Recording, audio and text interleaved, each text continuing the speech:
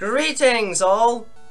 Today, we will be examining the relatively common electric-type Pokemon Mareep, its uncommon evolution Flaaffy, the two collectively known as the Wool Pokémon, and its rare final evolution Ampharos, the Light Pokémon.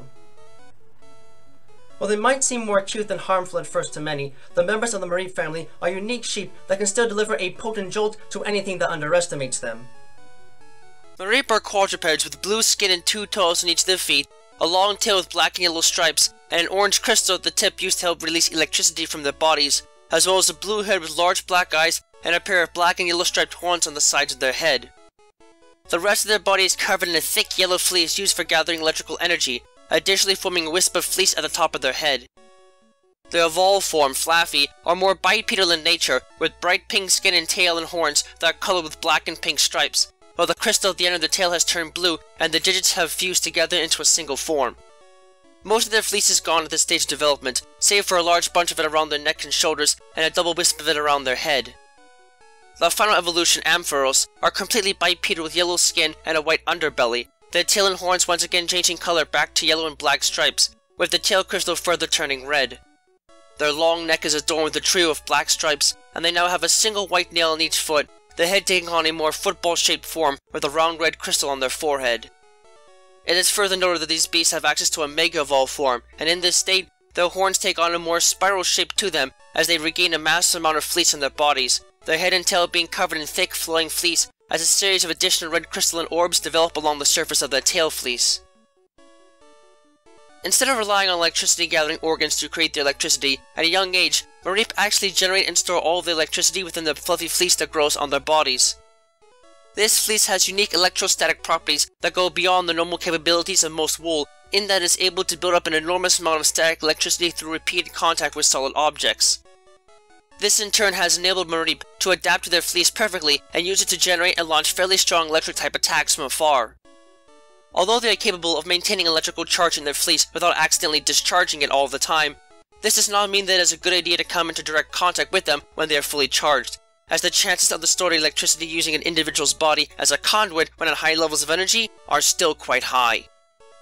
Interestingly enough, this fleece is more than just for show, as it actually helps to keep Mareep cool because it is mostly filled with air, which acts as a nice buffer against temperature changes in the ambient air. This also has an impact on the size of the fleece, as the presence of charge serves to actually expand these air pockets by generating large light charges within the pockets in the fleece itself. In practice, this can effectively double the size of a single Mareep's fleece in response to cold weather, leading to a sight that is likely frightening to other young Pokemon and humans. When Mareep evolve into Flaaffy, their fleece changes dramatically in composition and becomes much more sensitive to static charges. So much, in fact, that trying to touch it while it's charged will result in almost instant electrocution. Needless to say, this makes Flaaffy wool both extremely dangerous and pointless to work with, as there really isn't much of a market out there for self-electrocuting sweaters. On the other hand, this makes their fleece perfect for storing large amounts of electricity at once, and is effectively ideal for enabling them to learn and utilize a potent charge technique in battle.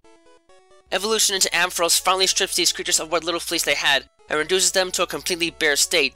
but this in turn marks an interesting developmental period for the species, as they become completely bipedal to allow them to utilize their best attribute, their tail, to their fullest advantage.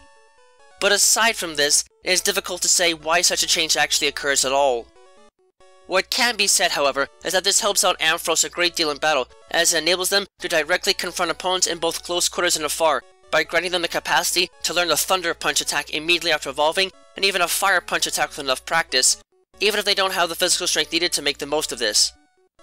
They can additionally learn several moves inaccessible to their pre-evolved forms though, namely Zap Cannon, Magnetic Flux, Iron Deluge, and even Dragon Pulse, but the exact reason why they are not the pre-evolutions able to learn such moves is unknown. As a whole though, these electrical beasts have quite a bit to offer to others and are always coursing with static electricity, which is why they will have access to static as their only base ability, though individuals that can charge their bodies with an excessive concentration of positive electrical energy can also have access to Plus as a hidden ability. Looking at their stats, particularly in the case of Ampharos, it can also be seen that these creatures honestly are a bit middling in the stats to some degree, but overall they are fairly sturdy and can make good use of their natural powers and stamina to make an impact.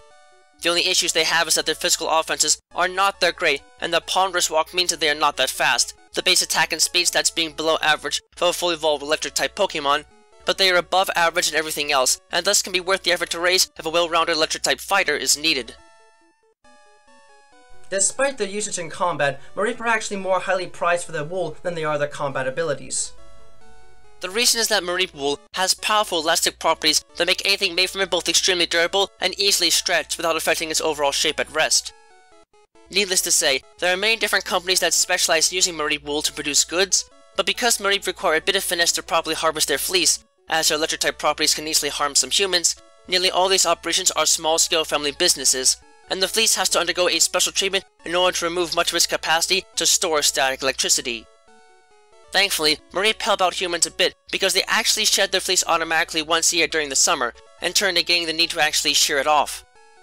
This doesn't seem to harm the species, and is actually a nice way for them to remove damaged hair from their bodies before fully regrowing it in about a week. Even so, the fluffy fleece usually has to be removed prior to this because of customer demands, which can often prove tricky because electric shears are prone to short-circuiting in their presence, and using metal scissors is an equally difficult task because they easily conduct electricity. It is possible to shear these creatures with careful practice, but it can still be a danger to even the most experienced individual because of the amount of electricity the fleece contains. The easiest way to solve this problem is to simply observe their tails, as they glow brightly whenever the electricity levels are high enough to be a concern. Although the moves that they gain access to after evolution don't really differ that much from Mareep, Flaaffy can actually charge the fibers of their fleece to the point where they actually short out and launch off the body as needle-like projectiles.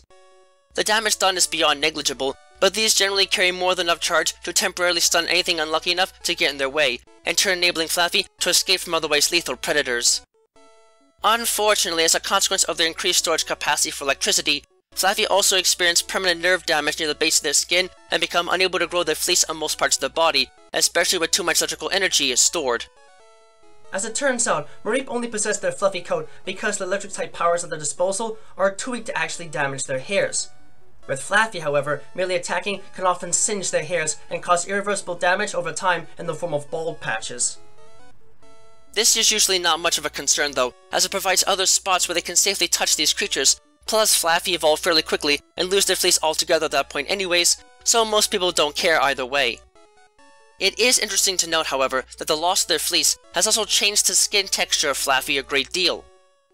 In addition to permanent nerve damage, Flaaffy develop a thick layer of skin near the top of their epidermis that essentially acts as a giant layer of rubber, insulating them against both their own electricity and the electric-type attacks of others.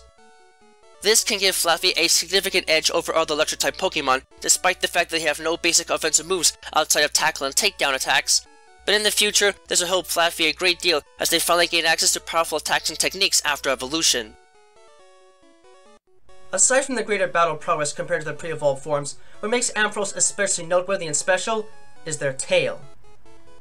While the tails of Mareep and Flaaffy are little more than glorified gauges for how much electricity they have stored in their bodies, and are at least 0.4 said electricity, Ampharos have come to rely on their tails as their primary means of both offense and defense. By focusing all of their electricity into the tails at once, Ampharos can essentially convert this small crystalline ball at the end into a potent device for channeling electrical energy that gives off so much light that it could potentially damage photographs taken by passing satellites in space, and actually makes them easy for others to spot, which would explain why they almost always keep the light off in the wild. Aside from practically blinding anything within a couple of meters of their bodies, this light has served as a guiding beacon for both lost Pokémon and humans alike for centuries. In fact, Ampharos are probably more well known as lighthouse keepers than they are for battle potential, as their shining lights have been used by people in the Johto region as guides for sailors since the early 12th century, and likely even earlier elsewhere in the world. This has made Ampharos nearly as important as Mareep to the people of the Johto region, especially for both livelihood and entertainment, but because of the general isolation within the region, it is very difficult to acquire their services elsewhere without providing one yourself. Even so, Ampharos have been used in the region to send messages to others from otherwise insurmountable distances for centuries, and have proved monumental in keeping places like the Johto region alive and well for so many years. It is lastly noted that Ampharos is one of only a select number of Pokémon known to be capable of undergoing the process of Mega Evolution. While most Mega Evolutions retain the same type assignment as their normal form in battle, in the case of Ampharos, the development of a radical new anatomy completely changes what they are capable of doing in battle. When in possession of an Ampharosite, the influx of energy from Mega Evolution stimulates the cells of Ampharos with an incredible amount of energy, and subsequently causes a temporary alteration that activates a unique sequence of genes within their bodies. This allows them to unleash their dormant, full-blooded Dragon-type attributes in the process, turning them from pure Electric-type Pokémon to Electric Dragon-type Pokémon. This is in turn marked by a severe increase in their natural defensive and offensive abilities, and while the extra wind resistance garnered from the thick fleece might decrease their overall mobility, it more than grants them incredible power that scientists did not believe the species had until the form was discovered. Despite this substantial transformation though, the disposition of these beasts remained the same, allowing trainers to maintain full control over them. Regarding their stats, this unique mutation has the effect of slightly decreasing Mega Ampharos' base speed stat, but more than compensates by moderately increasing their base attack, defense, and special defense stats, and astronomically increasing their base special attack stat. In turn, they gain the highest base special defense and non-UB special attack stats out of all Electric-type Pokémon, the highest base special attack stat out of all non-legendary Dragon-type Pokémon, and the highest base stat total out of all non-legendary Electric-type Pokémon. In addition, the increase in raw power observed in the species also has the effect of making it attack others so fiercely and so vigorously that they have a habit of striking their opponents without much care for their ability, breaking through their innate defenses to the point where they effectively render possessors of the Mold Breaker ability. Ampharos on their own are only moderately powerful creatures and usually not fit for long stretches of combat, but in the form of Mega Ampharos, the sheer power of these beasts is more than enough to make them worth using and fearing extensively in battle. Mareep and their evolutions are just absolutely adorable and so fun to play with, provided you do so when they aren't charged with electricity. I can attest to the fluffy and stretchy nature of the wool made from Mareep fleece, as I use it in making a lot of my clothing to create outfits that can actually be seen as one size fits all. And given that I tend to work with a lot of larger clientele, it's a lifesaver in business. That being said, treating it before using it to make said clothing is incredibly important, as you don't want a shocking surprise to come to you from too much buildup from static electricity. Flaaffy might not be as commonly useful as Mareep, but I love their pink skin, as it feels so funny to the touch, rubbery and jiggly and everything. And of course Ampharos just look fun and goofy, and are kind-hearted creatures for the most part, easy to make friends with, and just as easy to raise if you can find the time. Their tail is such a brilliant beacon that I always carry sunglasses with me if I know there's going to be one in an area. You can never be too careful these days, you know? I also just adore the regal-looking form of Mega Ampharos, even if it just looks like their head and tail got a fluffy wig of some sort. These beasts might not have the raw offensive power that some other Electric-type Pokémon can wield, but they're so easy to work with that they can still make for valuable partners in any situation, and certainly worth keeping around if you need a solid fighter with the specialties within your team.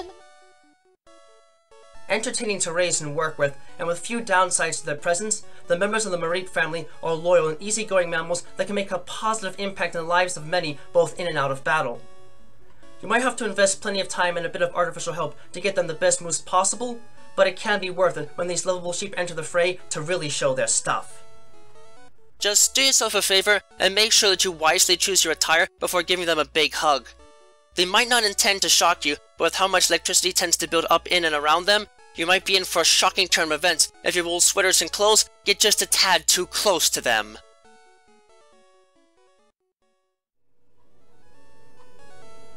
Thank you for watching this video. It brings me great joy to be able to speak to you all in the world each and every time we meet like this, to explore the many different facets of both the world of Pokemon as we know it, and the world as we live it, through every adventure we have with Pokemon by our side. If you'd like to, please subscribe, ring the bell and all that jazz, to keep yourself updated on content uploads and other materials of the like. You can also follow me on Twitter if you'd like to know right away when something new is uploaded, and my written works, from which most of this is based on, can be found on DeviantArt. Links to both can be found in the description down below. Remember that the world of Pokemon is a place full of wonder and mystery, and you never know what to expect. So, stay vigilant, keep watch, and always be prepared for the unexpected. Until next time, trainers and friends of all sorts, have a wonderful time.